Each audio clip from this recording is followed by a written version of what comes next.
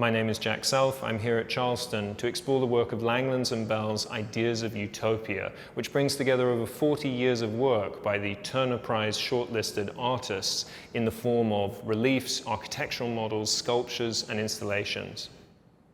The work focuses on architectural utopias and asks us whether or not architecture is inherently utopian in its world building and its visions of the future, and perhaps most of all, whether or not any of these architectural utopias were ever successful. Of course, Charleston is a utopia of its own day, a kind of queer paradise of experimentation, inclusivity, collectivity, in which architecture, art, design, literature were all imagined as the basis for how we can build a better world.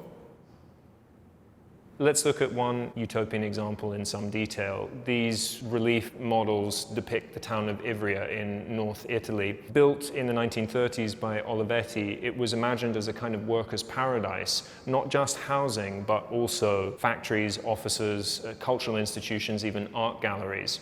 Nonetheless, many people who lived there felt cut off and isolated, and over time the population drained away. So what went wrong?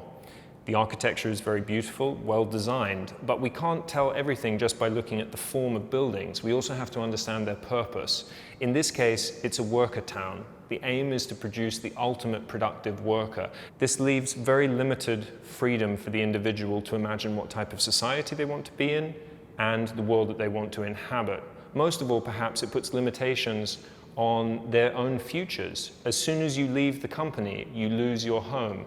And this type of stress means that society becomes fixed in time.